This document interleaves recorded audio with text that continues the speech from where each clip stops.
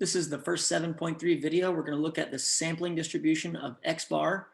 Our objective is to calculate the mean and the standard deviation of the sampling distribution of X bar and to interpret the standard deviation.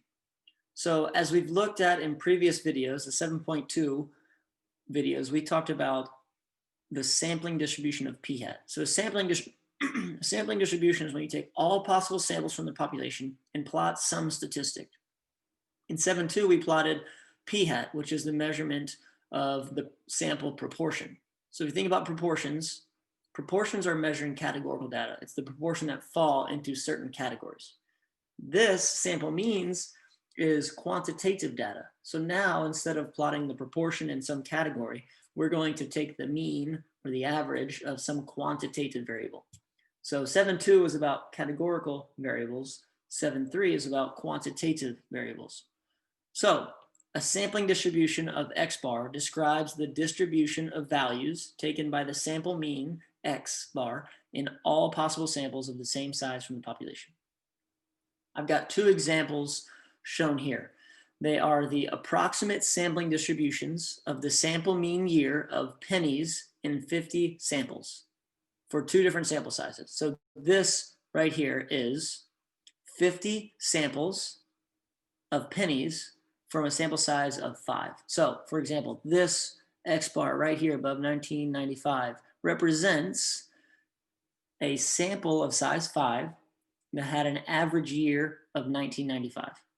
And there were two samples in all 50 of these samples. This X bar right here represents a sample of size 5 that had an average year of 2010. This distribution below, now instead of looking at a sample size of 5, we're looking at a sample size of 20. So you can see as the sample size increases, the spread of the distribution decreases, which we saw in the sampling distribution of p hat as well.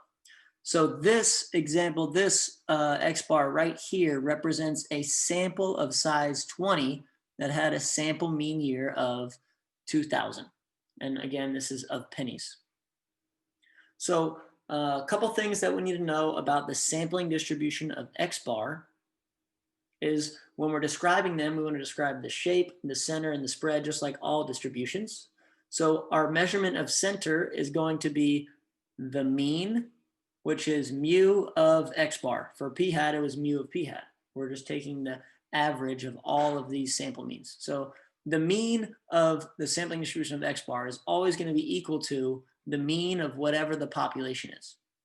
The standard deviation of the sampling distribution is going to be sigma of X bar. It's equal to the population standard deviation divided by the square root of the sample size, as long as the 10% condition is satisfied. Remember, when we're sampling without replacement, then technically, and all samples are generally done. If we're taking samples from the US, they're always done without replacement. We don't add somebody, put them back in and remove them, right?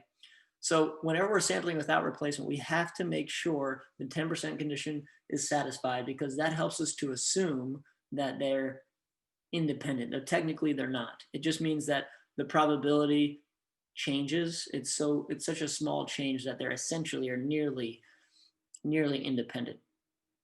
So to interpret the standard deviation, it measures the typical distance between the sample mean and the population mean. Because remember this idea of sampling variability, our X bars, our sample mean is not always going to be exactly equal to the population mean. And we'll look at a couple examples of that here in a moment. So first objective, calculate the mean, calculate the standard deviation, interpret it. So let's do that from this problem here.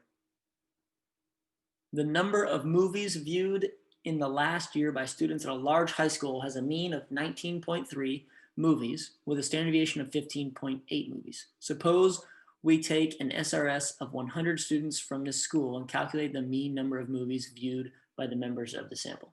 Identify the mean of the sampling distribution. So the population is the whole school, and the average number of movies watched by everyone in the school is 19.3, and the standard deviation is 15.8. So if we're looking at just one individual person, that is what this distribution is describing, if we just randomly selected one individual person. But we're not selecting one person. We are taking an SRS of 100 students, and we're describing that sampling distribution. So if we take 100 students, figure out the average number of movies watched, which we'd expect it to be close to 19.3, but not exactly equal to 19.3. So say it's 18. Then we'd plot that X bar. And then we take another sample, we plot that X bar, and we take another, plot that X bar. If we keep doing that for all possible samples, then that's the sampling distribution of X bar. And the mean of the sampling distribution will be equal to the population mean, which is why the mean of X bar, the sampling distribution, is equal to the population parameter, 19.3 movies. Calculate and interpret the standard deviation of the sampling distribution of X bar. Verify the 10% condition is met. Remember, no matter what, if you're calculating the standard deviation, you always have to check the 10% condition. Fortunately, they've reminded us here. So to calculate the standard deviation, first we'll check the 10% condition. And the 10% condition says if our sample size must be less than 10% of the entire population. So I'm going to multiply our sample size by 10 and see what the population has to be at a minimum. So if our sample of size 100 is exactly equal to 10%, that means the population would have to have 1,000 people. So since it's a large high school, it's safe to assume that there are more than 1,000 students at this large high school, which means our sample is less than 10% and we can find the standard deviation. Again, it's safe to assume there's more than 1,000 students at the large school, so our sample is less than 10% of the population. The formula for standard deviation, now the 10% condition is met, we take the population standard deviation and divide by the square root of the sample size.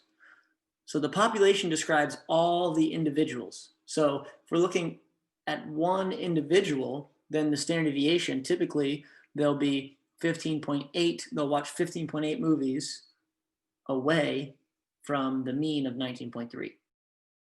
But since averages or sample means have less variation than individuals, you can see the standard deviation of the sampling distribution is smaller.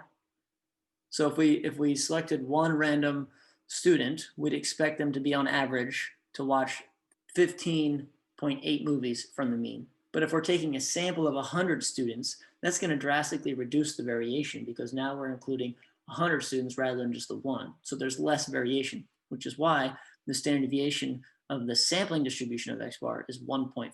It's much smaller. So to interpret this, if we took many SRSs of 100, the sample mean number of movies viewed will typically vary by about 1.58 movies from the true mean of 19.3 movies.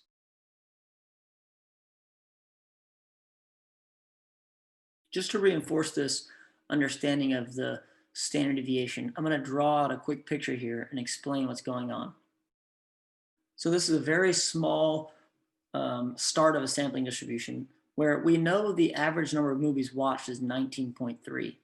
But with sampling variability, every sample we take, we're not going to get an average number of students who watch 19.3 movies. It could be a little more, it could be a little less. But the standard deviation is saying on average, these sample means, when the sample size is 100, will be typically 1.5 movies away from the mean of 19.3. So it's describing the spread of the X bars of all possible samples.